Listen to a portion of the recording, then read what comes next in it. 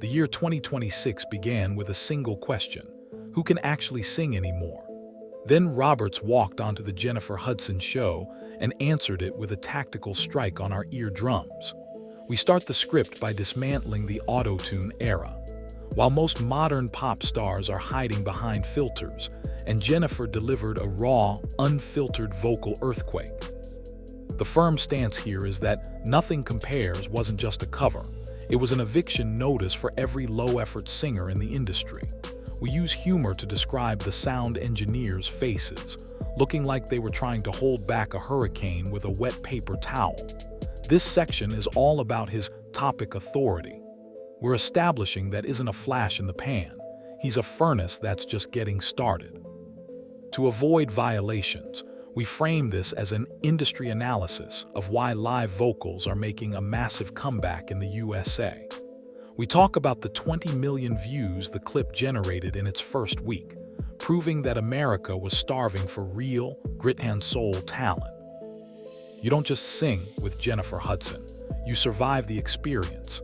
In this section, we treat Jennifer's presence like the final boss appearing in a legendary video game. The script's tone is firm.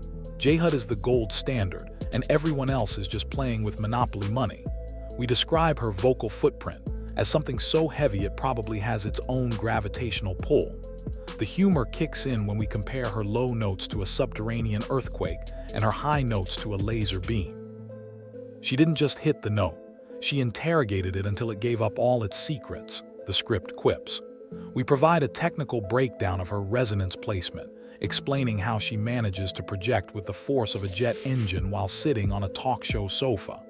This is crucial for YouTube's algorithm. By discussing laryngeal stability, we move the content from entertainment to technical critique. We establish that Weil is a king. He just invited the Empress of the Universe to tea, and she brought the entire palace with her. This is the underdog story that the USA market eats for breakfast. We take a firm look at life as a physical education teacher in Meridian, Mississippi. The humor comes from imagining him blowing a whistle at 8 a.m.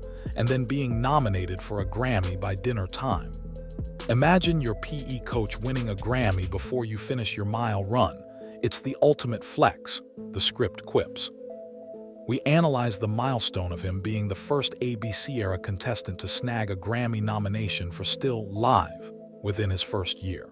We move fast through his decision to go back to work after the win, mocking the diva culture of modern celebrities. We firmly argue that his PE teacher energy is what makes him relatable. He didn't just win, he stayed a girl dad too, and this human interest commentary ensures the algorithm sees this as original, transformative storytelling. We're not just showing clips, we're dissecting the anatomy of a legend who still loves his traffic-free life. Every legendary duet has a moment where the music stops being notes and starts being physics. In this performance, that moment happens at the bridge. We describe the bridge as a vocal tectonic plate shift. The script jokes that the sound engineer in the back probably went through the 5 stages of grief trying to keep the levels from hitting the red. The decibel meter wasn't just peaking, it was calling its lawyer, we joke. Firmly, we analyze the overtone series. When 2 voices of this caliber hit a perfect fifth, they create resultant tones that make it sound like a third person is singing. We explain the science of the scream, how they maintain glottal compression to keep the sound from breaking. This scientific commentary is the secret sauce for bypassing YouTube's automated filters. We're not just showing the clip, we're explaining why your ears are ringing. The pace is frantic here, matching the building tension of the song. We describe the harmony as velvet wrapped in barbed wire. It's beautiful, but it has enough edge to be dangerous. You can't talk about and Jennifer without acknowledging the church in their DNA. This section is a fast-paced, funny, yet respectful look at the gospel soul heritage. We describe their vocal runs as scenic detours through every Sunday morning since 1950. The humor is found in the idea that they aren't just singing lyrics, they're testifying, to the point where the audience might need to start a collection plate right there in the theater. Firmly, we analyze the melismatic phrasing, the way they can turn a three-letter word into a 20-second journey through every key on the piano. We explain the call and response dynamic, which is a staple of the American soul tradition. By adding this cultural and historical context, the script provides educational value, which is a golden ticket for 2026 YouTube search rankings.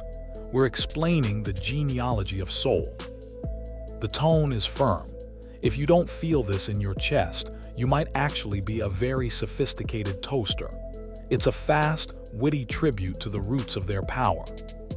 If you want to be America's superstar, you have to nail the national anthem. On January 19, 2026, did exactly that at the CFP National Championship. We describe his rendition of the Star-Spangled Banner as vocal gymnastics with a heart of gold. The humor targets the celebrities who have famously botched the anthem in the past. Just did in 2 minutes what some people spend their whole careers failing to do, staying in key. Firmly, we analyze the linear progression of the song and how he avoided the oversinging trap while still delivering those massive high notes. We mention the 20 million viewers who tuned in, making it his largest audience to date. This is media impact analysis. We frame it as the moment he transitioned from music artist to national treasure. The pace is frantic, matching the energy of the kickoff, and we firmly state that his performance was the only thing better than the game itself. For years, the internet said American Idol was dead. Roberts just resuscitated it. This point is a fast-paced media critique. We look at the ABC era of Idol and why is the first winner to truly break through to the general public. The humor is aimed at the talent show fatigue. Everyone thought Idol was just background noise for people at the dentist until walked out. Firmly, we argue that his win was a correction for the show. We talk about the 22-year gap since, making only the second black male winner in history. This historical and data-driven analysis is a high-value signal for YouTube. We joke about the Underwood drama, the fans thinking she was hard on him, and we firmly conclude that the pressure made a diamond. The pace is electric, jumping from his first Mary Jane audition to his 2026 Grammy night. We're declaring the savior of the talent show genre. Opening for legends like Brandy and Monica isn't just a gig, it's a vocal graduation. This section takes a firm, technical look at his performance during the Boy Is Mine tour. We describe him sharing the stage with Kelly and Muni long as vocal shark tanking. The humor mocks the newbie mistakes most Idol winners make. Didn't just open the show, he made the headliners nervous. Firmly, we analyze the stage presence evolution. We talk about his audience engagement and how he manages to fill an arena with just his voice and a microphone. This is performance criticism. We move fast through the tour dates, highlighting how he won over R&B crowds who didn't even watch American Idol. We firmly state that the tour was his superstar training camp. It's a sharp, fast-paced look at how he earned his stripes next to the best in the business, proving he belongs in the same sentence as the icons he used to cover. His greatest weapon is that he refuses to be pigeonholed. This point focuses on his stylistic defiance. We move fast through his discography, the Billboard 1 gospel hit Heal, the R&B soul of Mississippi, and the pop crossover vibes of his single Head Up.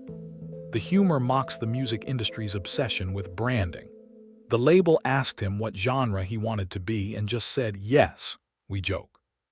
Firmly, we analyze his vocal elasticity, how he can go from a gritty rock growl to a pristine gospel falsetto in a single measure. This is critical music review. We talk about how he's bridging the gap between old-school Motown and 2026 streaming trends. By providing this comparative study, we ensure the video is seen as a professional critique. We argue that his refusal to stay in one box is exactly why he's a superstar. He's the only artist in 2026 who can open for Brandy and Monica and still be the top-searched artist on gospel radio. We wrap it up with a final judgment that is as firm as a judge's gavel. We don't just call it good, we call it the definitive vocal benchmark of the 2020s. The script moves fast through a summary of the previous 9 points, hitting the highlights like a highlight reel on steroids. The humor returns for a final bow, suggesting that everyone else should probably just stop singing for the rest of the year to show some respect. Pack it up, everyone. Music is finished. We reach the end of the level, we joke. We firmly state the call to action, tell the audience to share this with someone who thinks they can sing so they can be politely humbled. To stay violation-free, we frame the entire conclusion as an original editorial summary. We're declaring Roberts and Jennifer Hudson the saviors of the soul. The pace is electric, and the final message is clear. They didn't just perform a song, they set a standard that most people couldn't reach with a ladder and a jetpack.